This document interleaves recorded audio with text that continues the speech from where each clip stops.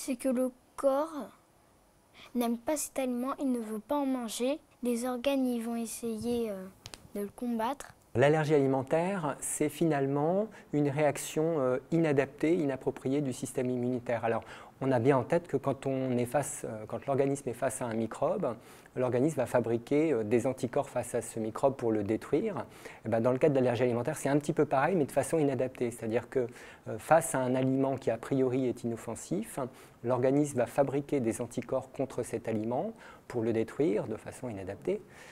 Et donc cette réaction allergique, elle va se dérouler finalement en deux étapes. Il y a une première étape où l'organisme va se sensibiliser par la première rencontre avec un aliment en fabriquant des anticorps.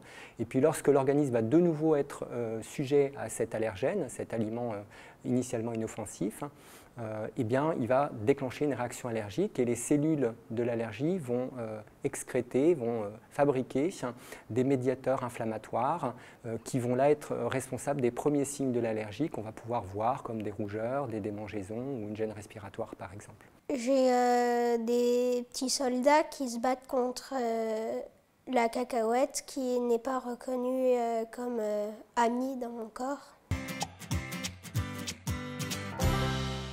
Les réactions graves, ça s'appelle l'anaphylaxie. Cette anaphylaxie, qu'est-ce que c'est? C'est la survenue de l'association de différents signes qui vont toucher différents organes rapidement après l'exposition à un allergène. Par exemple, vous avez un enfant qui, après avoir mangé de la cacahuète alors qu'il est allergique, va avoir rapidement des boutons, une urticaire, des maux de ventre importants, des vomissements, et puis une gêne respiratoire qui va apparaître. Ça, c'est une anaphylaxie, c'est grave. Ça peut même malheureusement parfois concourir au décès de l'enfant, du patient adulte. Heureusement, l'utilisation précoce des médicaments comme l'adrénaline permet d'éviter cette évolution fatale. Et puis il y a aussi un autre profil particulier des enfants ou des adultes qui ont des signes plutôt cardiovasculaires, donc une anaphylaxie avec une chute de la pression sanguine, et ça s'appelle le choc anaphylactique. L'allergie alimentaire est fréquente, hein. On estime qu'il y a environ 3 à 4% des Français qui ont une allergie alimentaire. On sait aussi que cette fréquence augmente énormément puisqu'elle a doublé au cours des 5 à 10 dernières années. Mais néanmoins, la fréquence est très variable suivant le sexe, suivant l'âge, suivant les régions, suivant les pays, les habitudes alimentaires. L'augmentation des allergies alimentaires, elle suit l'augmentation des allergies en général. Et on dit que les allergies, c'est vraiment une maladie de société, c'est une maladie de notre mode de vie, de notre environnement. Il y a probablement des causes en partie génétiques, des causes liées à l'environnement. On sait que l'exposition au tabac ou à la pollution intérieure, atmosphérique par exemple, augmente les maladies respiratoires allergiques. Et puis pour ce qui est du cas des allergies alimentaires, l'augmentation elle est aussi liée à nos habitudes de consommation alimentaire qui changent. Hein, on parle beaucoup de mondialisation actuellement. Les aliments voyagent aussi beaucoup.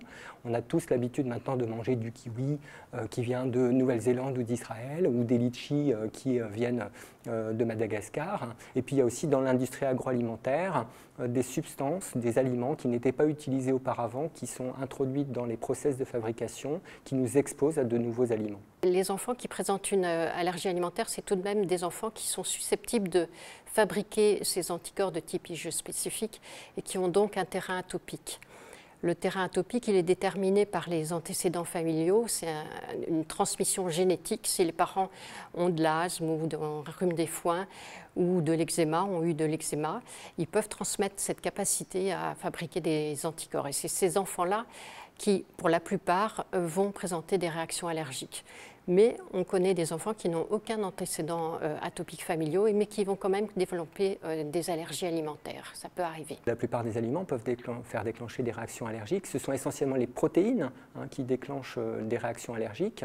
On s'est aperçu plus récemment qu'il peut y avoir aussi des sucres qui déclenchent des réactions allergiques. Par contre, les aliments pour lesquels les réactions sont les plus fréquentes sont relativement ciblées. Alors chez le nourrisson, c'est essentiellement l'œuf, le lait de vache ou l'arachide. Chez les enfants plus grands, on voit aussi l'arachide, les fruits à coque, mais on voit apparaître d'autres aliments qui posent problème, par exemple à l'adolescence, comme les fruits, les légumes ou les produits de la mer. Il y a des allergies qui ont naturellement tendance à guérir, c'est le cas par exemple des protéines de lait de vache et de l'œuf, où souvent on a une guérison qui intervient dans les premières années de vie. Ça peut arriver aussi que certains enfants restent malgré tout allergiques aux protéines de vache ou à l'œuf. Et puis il y a d'autres allergènes qui vont là avoir une allergie persistante, comme par exemple l'arachide ou les fruits à coque, où on voit habituellement que ce sont des allergies qui restent stables dans le temps et qui vont persister même à l'âge adulte. Ce sont les enfants qui sont le plus touchés par l'allergie alimentaire. On estime qu'il y a à peu près 3 fois plus d'enfants avec une allergie alimentaire que d'adultes. La fréquence de l'allergie alimentaire en France et en Europe, elle est autour de 4 à 5 % chez l'enfant, 3,2 % chez l'adulte. Une allergie croisée, ça survient quand finalement vous avez deux substances qui sont très proches, qui se ressemblent énormément et qui vont provoquer des signes d'allergie, par exemple au sein d'une famille de pollen ou au sein d'une famille d'aliments, ou alors même parfois entre pollen et aliments. Vous avez par exemple des enfants qui sont allergiques au pollen de bouleau, qui ont le nez qui coule à la période des bouleaux, et qui vont développer ensuite une allergie à la pomme, notamment la pomme crue, et ce syndrome pomme-bouleau est l'exemple d'une allergie croisée fréquente, notamment dans le nord de la France. Pour l'instant, il n'y a pas de traitement spécifique de l'allergie alimentaire.